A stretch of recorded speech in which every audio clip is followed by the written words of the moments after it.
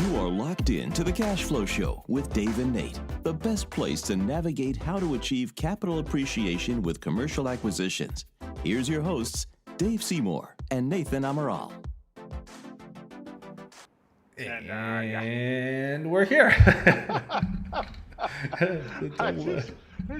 It's funny, dude. It's like now with that new feature, we're having chats while the video's playing, and we just got to be careful that we're not saying anything. PC. Yeah, PC, PG. PG. No, I don't give a shite about. I just want to make sure I'm PC. Come on now, you can do better than that. That's true. AMARAL. We've been busy. We've been busy these past few weeks. Where you been, dude? I feel like you know, I feel bad. Like, why? We haven't been delivering. You know what I'm saying? I know that the people. I like to deliver and show up. The people miss us.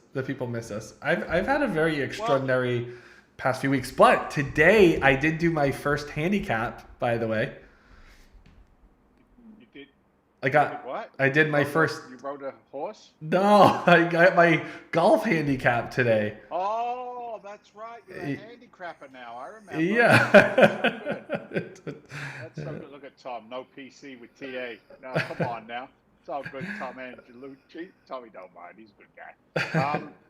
So you got a handicap. What are you, like a 4? So get this, right? Get this. So we have to submit like so many cards, whatever. I submitted my registration to the federation, and today we had 1 hour and we did 9 holes in 1 hour. Like, that was insane. It was just way too fast. It was like, He's like, no, it's your first card. Don't worry about it. And I'm like, I don't know. I've never done this before. So we're like, like, go. Like, we did it in like, get up there and swing it. We did it in like 70 minutes. It's more like 70 minutes, but it was way too fast. What'd you shoot for 9 holes? So this is the thing. When we got back to the clubhouse, I didn't even look at my scorecard. He ran it inside, and he went to his next appointment because he's a golf coach. And I didn't even think about looking at it. I was just like, man, I'm so tired. I'm going to go shower. So I honestly don't even know. Were you under par? Were you par? No, I was over on everything. Yeah, I was over. Like, So you suck, just like It's so good. Awesome. Oh my God. But you played some golf. By the way, do we have any golf pros watching us or in our audience? Let us know in the comments. I'm just curious. I got a client. He's not a golf pro, but he's a professional jockey. How about that? Yeah. That is interesting. Professional jockey. Yeah. Millions of dollars in winnings. He's wow. also a multi-family investor. Wow. Cool guy. I had a call with him actually when I was down at your mastermind in Florida. Oh, nice. That's him? Oh, cool. I touched gloves with him. That was that call that I had to take upstairs in the middle of your event there. Nice. But golfers, jockeys. I actually did a really cool interview this week. For those of you that follow us regularly, I have a radio show that records here in Boston. It's called Real Estate Revealed. I think you can actually find it as a podcast as well, Nate. Like you guys have been turning that over. Absolutely. But, talking about professional sports and stuff, I interviewed Michael Neal and his younger brother, Ryan Neal. Mm-hmm. Ryan Neal plays for the Seattle Seahawks. Boo. And Mike Neal, his brother, retired from the Green Bay Packers. And just a couple of guys, really good interview, talking business, talking, mindset around professional sports. Just cool stuff. Good interview, a good conversation. I've got a call this week coming up as well with a ex-Olympic athlete, young lady by the name of... well, I'm not going to spoil it now. You'll have to listen to the show. So anyway, all right. It's good. It's good stuff going on. Oh, wait. Uh-oh, Debbie, you can't hear me? Uh-oh, I got the right microphone. No, maybe, Debbie, maybe you try, she can't hear Dave. Debbie, if you can't hear Dave, maybe you just try resetting it. I don't know what's going on in the airwaves today, but everything looks fine on my side. Hey, if you're watching us now, I know if you can hear Dave, put yes in the comments. Check 1, 2, 3, 4, 5. Oh, you know what it is? Dave SEYMOUR. I don't think your microphone is on today. No, it's on. I looked at the red You button, did? and when we jumped on this silly thing, it said Yeti microphone. So I know it's coming through. It must be coming I can through. see my own voice going up in the green. Oh, Right if you see, there. look, Tom is saying, yeah, we can hear you, Dave. They can hear you. All right, Tom. All right, Tom. We That's got what it. it is. All You right, know so what it is? She's just listening to you and ignoring me. that's what it probably, is. maybe that's what it is. It's like all the women in my life. They all ignore me. It's okay. It's okay. All right. So now you got a handicrapper. Yeah. You're beginning to be a real golfer. Did I tell you? I think I already shared this with you, but I What? found out something my last trip down in Florida. What's that? My business partner, our chief investment officer, Walter. Yeah, Walter. Did Yeah. I already tell you this? I don't think Walter so. Nowicki? He qualified. He qualified a few years ago for the senior tour. That's how good he is. Wow. That is good. Yeah. Does he still golf? Does he still do it or? No, he hasn't played in a couple of years. But the thing is he dropped it in a conversation. Yeah. And then he said, "Now I'm not going to make any money when we go out and play because I'm a player." Exactly. He was going to skunk me, man. He was going to do a little sneaky thing right there. But anyway. Good stuff. Good stuff. So what kind of yeah? Well, go ahead. Well, we got a few things. I mean, I just personally want to like jump right in because we haven't met in a few weeks. So I'm curious about all the new deals that have been happening. But also the title of the show today is "Build It and They Will Build Them and They Will Come." So what are we talking about? What are we building? Yeah, here's what we're talking about. It's kind of like the Fill the Dreams mentality right now. Supply and demand. Build it and they will come. Supply it because there's a demand to be there. And we did a deep dive the past couple of weeks. First of all, where have we been? We just finished a raise for our 81 unit complex. Congratulations if you're one of our investors on there. Congratulations. Well done. Congrats. We're closing. Yeah, we're closing next week. It's a $3 million raise. Kind of crazy to watch that oversubscribe in such a short amount of time. Yeah. But it's also interesting because I knew this in raising capital. If you raise 6 million, you're only going to get 3 million. If you raise 3 million, you're only going to get 1.5. Which is hard for me because if I say I'm going to do something, I do it. Yeah. And to be in that position where we were oversubscribed, I'm incredibly grateful. The deal that we just finished putting together there, the 81 units in Orlando. We've been holding that deal for quite a while. I think I shared before we had some challenges in the due diligence period. All that's been rectified now. But we underwrote the deal at a 7 cap, and the market trade right now is probably anywhere between 6 to 5.5. Okay. So we're already working with pretty substantial margins before we do a darn thing to the property, which is exciting. I'm really bullish on that deal. So for those of you who got in, you got in a fantastic deal as far as I'm concerned. Those of you that didn't get in on that one, we've got 2 more properties that are in contract right now. I'm going to share those with you in a little bit.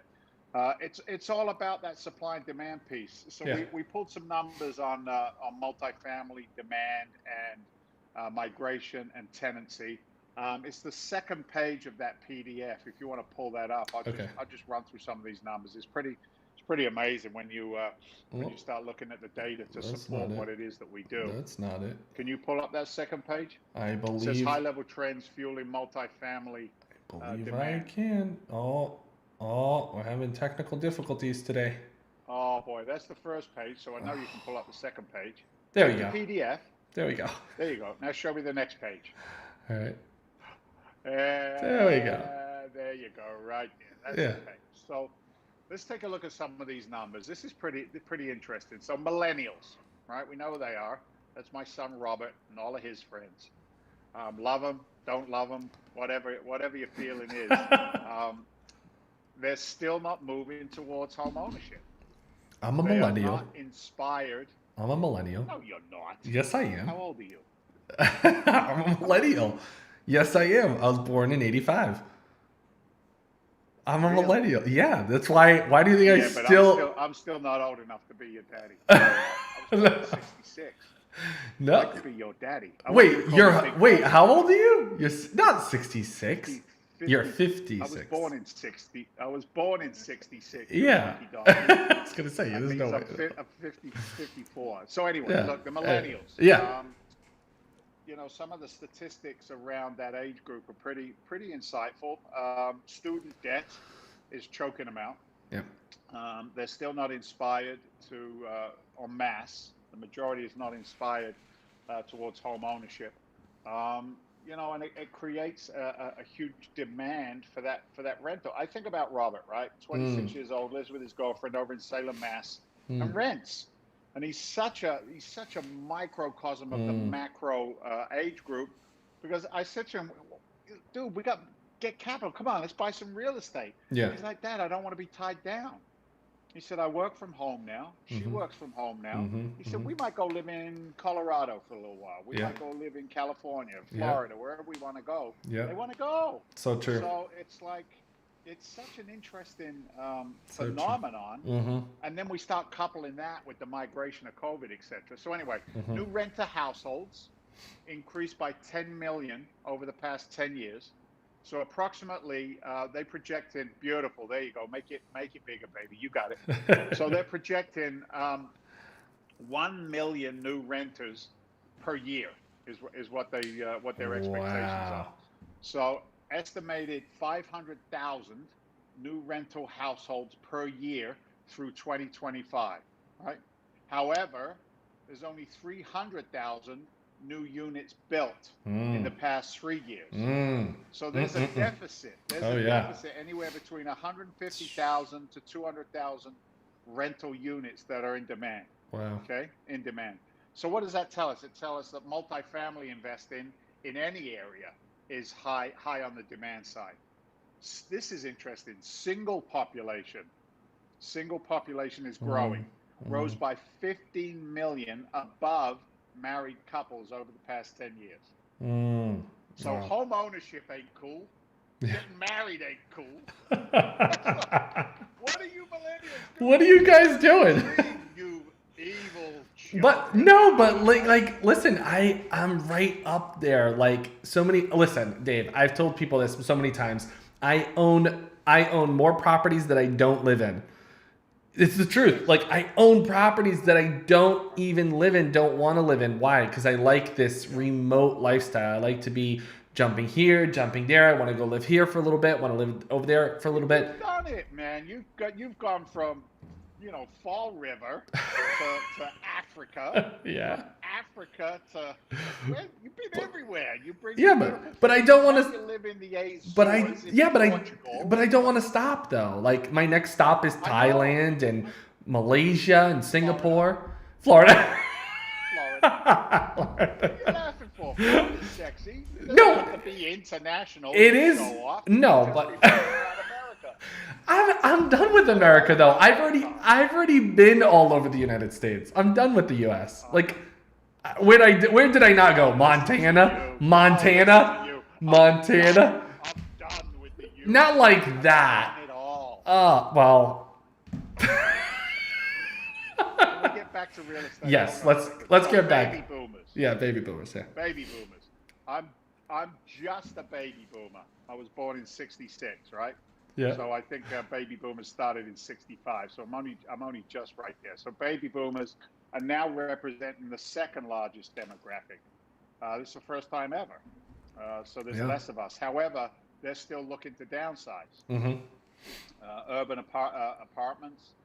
They like the idea and the flexibility of renting houses and apartments and being in nice communities.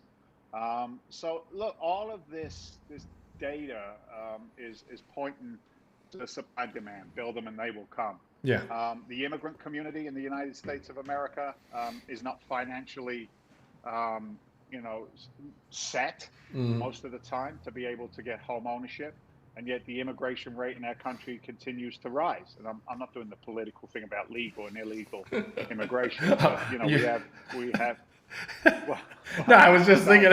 I was like, yeah, it's increasing. Have you checked the border recently? It just keeps increasing. Yeah, I mean, look, that's a whole other discussion for a different podcast. Yeah. Topic. Yeah. But the tight construction labor market is constricting, constricting the construction. So I don't know, man. I thought it was interesting. You can pull that down if you want, Nate. All Dog. right. You don't have to keep that one up here. All right. But when we're looking at the combination of those kinds of statistics, in tandem with the amount of movement that we've seen and continue to see through through COVID, it makes me sleep well at night as a custodian of Yeah. our investors' capital, Yeah. because I keep on getting reinforced over and over and over again.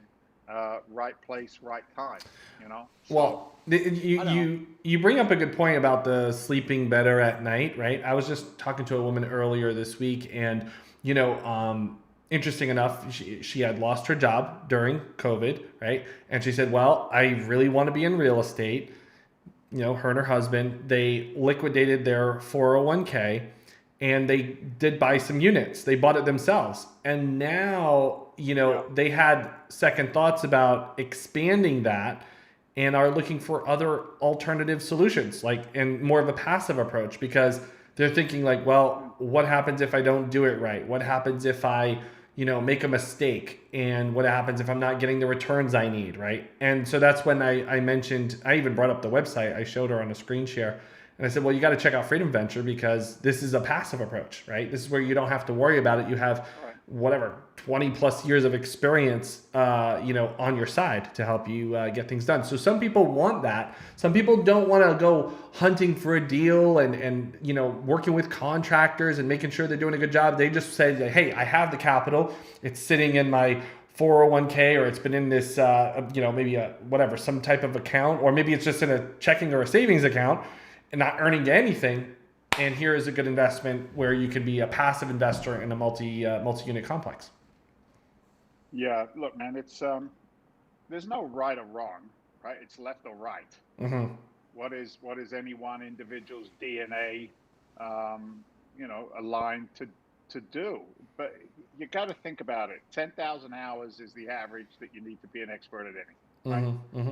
Mm-hmm. You said 20 years. That 20 years is actually 25 years in just one market, and then combined between the GP, the operators of the company, there's north of 50 years worth of experience in commercial real estate. And I look back at that and I think to myself, all of the mistakes that we've already made that people don't have to pay for, right?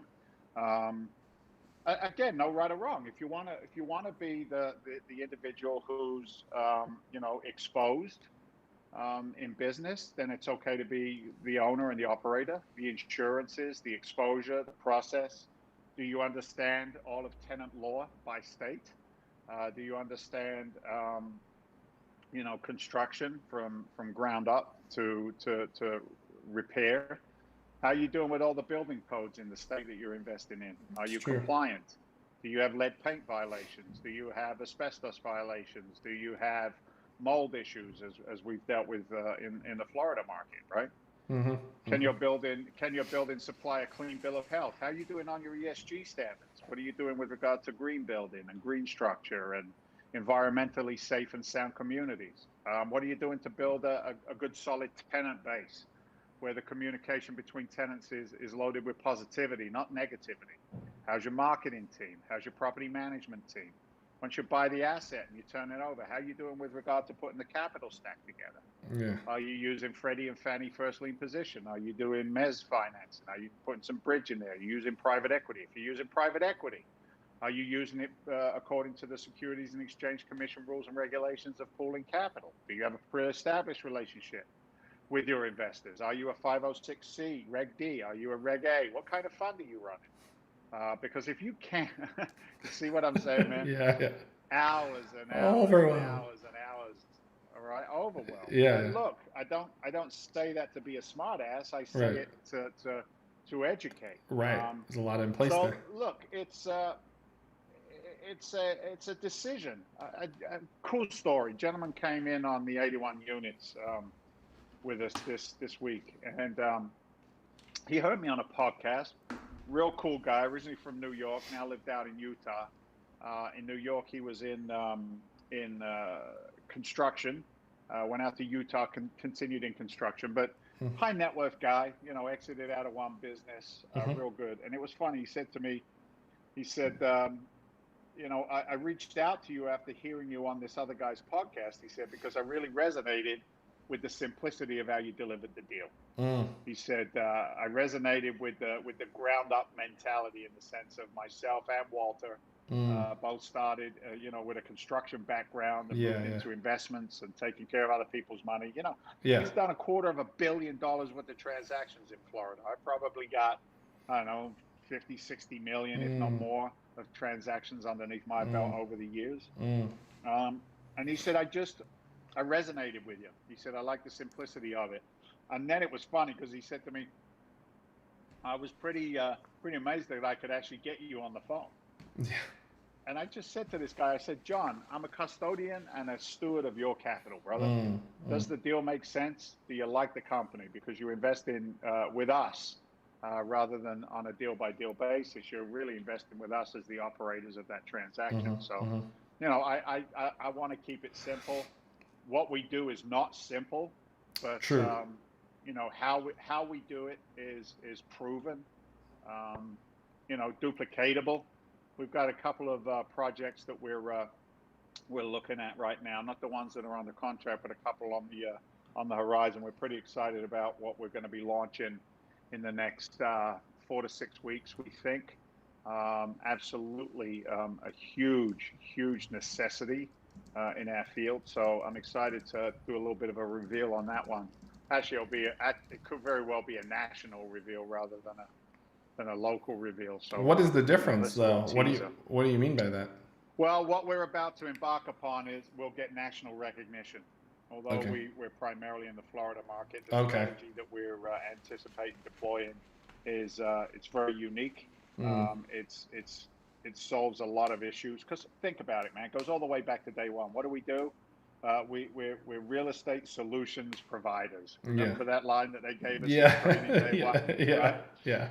So if there's a solution that intimates that there's a problem. So that's what we do. We identify problems, and those statistics I gave you are a problem, right? They're a problem. So we got some resolution to that stuff. Let's talk about, if you can you pull up the 2 deals that we're about to close on? Yeah. So we're closing next week on the 81 units. Okay. But I got two more deals that are going to close on by the end of Q2. So which one do you want me to show first? I have 2 here. Why don't you show the 30 unit one? That's a cool little deal. Okay, let's do that one first. That's a cool little deal. So this property here, we may very well have done a deal of the week on this one in the past. This one is it's reached its point of fruition now. Gone through some underwriting, gone through due diligence. Price has been negotiated. It's under contract. So we're excited to bring this one in. So the point of this is, build them and they will come. Well, we're buying like crazy. Right? We're buying on the right premise. The right numbers. So this is 30 units inside a larger complex of condominiums. Okay. We can take down all 30 of these, which we will do. We've got a nice business plan in place for this project to do some really nice exterior work to give that tenant who wants some green space, pet friendly. It's more, instead of like an apartment complex, it feels more like a beautiful condo complex, if you will. So this one here, the acquisition on it, we actually negotiated it down from that 6.6. I think we're coming in at about 6.2. We bumped up the capex on it to 85,000. But all things considered on it, the deal value doesn't really change that much for our investors coming in. So increasing the rental income in the first year will give us an estimated 1.8 million in valuation, additional valuation based on the cap rate. The cap rates are shrinking in these markets, which means they're more valuable. So that's a great deal. So that one's coming in. Market value on that, we're buying it for 6.6 plus that 6.2. Sorry, plus the capex 6.3. True market value on that is probably around 7.7 to 8. So that's 8 million there. There's another 8 million in the 81 unit, so that's 16. And then there's another 8-unit complex that we're going to take down in the next few weeks as well. And that one will bump us up to approximately about 20 million in assets under management that we're going to take down just in this 1 quarter alone. So it's a pretty exciting time. The numbers on that one, as you could see, no worries, Nate, if you didn't stay up on the slide there. This is a smaller 8-unit property. That's okay. It's a smaller 8-unit property in the Tampa MSA. This is a great little deal. I don't need to go through it too much. It's in the right neighborhood. This has been part of a family dispute, for want of a better term. And this one here, if you scroll down, I think there's some highlighted projections on this one as well. Yeah. So on this one here, again, it's a nice multiple, 2.37, targeted out. Cash on cash returns are very strong on this one as well. So to make something clear here, we're seeing two numbers I just want clarity on. We're seeing one at a 1 year at 12%, right? And then a 5 year at a 15%. So are you saying in these numbers, like, you're going to hold for sure for 5 years, or how does that work? No, great question. So depending on where this one goes, it may very well go into the fund. If this one goes into the fund with the other assets, then it'll be a 5 to 7 year hold. But you got to remember, the fund is a blend of assets inside of it. Right. This one is, even though it's a smaller asset count, it's a nice little pop in the numbers, if you will. So that 15.7 is the annual targeted return over the year into year 5. But the internal rate of return, the value of the money working over that five-year period, as you can see, is north of 21 targeted. But the multiple is always the easier number to focus in on. Okay. So we're saying for 100,000 in on this deal, for example, when the deal sells out and is disposed of at the end of its life or the end of the investment, the investor gets their 100,000 back, and in this example, cash flow plus profits at time of sale gives them an additional 137,000. So more than doubles their money over that period of time. Okay. So you can pull off of that screen as well. Yeah. So Tom has a question though. Tom's got a question. Yeah. He says, after all due diligence, how long does this process take? Ideally, what is the time frame to bring a project like this to fruition? Yeah, great question, Tom. So we underwrite for maybe a week. If it gets through underwriting, then it gets into negotiation. That can take 4 weeks. Once we've settled on a price on the property, we look for anywhere between 60 to 90 days for our due diligence period. So 60 to 90 days on due diligence is actually the market's getting real aggressive, and we're needed to shrink that down. Not a bad problem to have, because we can move fast enough. So I go through due diligence. I then get to the closing table. Depending on the extensiveness of the capital improvements, 8 units, for example, we'll turn that in a month. That'll be up and running and performing very, very quickly because of the size of it. Yeah. The 81 units, that'll take us 90 to 120 days on capital improvements, and then maybe another 90 days, I would say, to reposition tenancy on something like that. So each property's it's got its own business plan, Tom, but that's pretty much the standard timeline for most of this stuff. Again, depending on the capital improvements. If it's a full value add or opportunistic deal, then there's probably no cash flow on the asset 12 to 18 months. If we're doing a massive overhaul of the property, so each one's a case by case basis to bring them to their most financial point, for whatever you want to call it, financial, to make it hum, to make the building hum is the term we use. Yeah, good stuff. All right, that is good stuff. The last bit of exciting news that I had Drum roll. Do we have a drum roll? Yeah, drum roll. So kind of interesting. We've aligned ourselves with a trust company that's coming out of the Midwest, and we went through a pretty extensive due diligence period with them. South Dakota? No, Okay. no, I can't. I'm just gonna go Midwest and leave it at that. Okay. Just Um, curious. uh, yeah, it's interesting, man. We're getting recognized. Damon John said this Nice. one day time to me. Yeah. He said to me, he said, always, always, always make sure your optics are right. He said, because you never know when the big boys are watching. That's so true. And it's interesting. We've got enough traction, enough noise, enough track record that we're getting noticed. And this trust company out of the Midwest put us through some underwriting. I'm going out there in a couple of weeks to meet with the rest of the team out there. But the good news is they allocated $1 billion with a B in capital Q1 for commercial real estate, Wow. specifically multifamily. I would love to tell you they said we could have all of it. That's not true. What are they, But, just out of curiosity though, what are they transitioning out of? Like you're saying they're going into multifamily. They're not. They have 40+ billion in assets under management now. Wow. But none of it is real estate. What? And they know, yeah, what? They know that commercial real estate is the next move. Man, like they're just I must getting ready say, to go. So anyway, they gave us 225 million. That's To awesome. play with in Q1. Yeah, That's awesome. I've never seen you in a room with this offering. I'm going to use the word offering.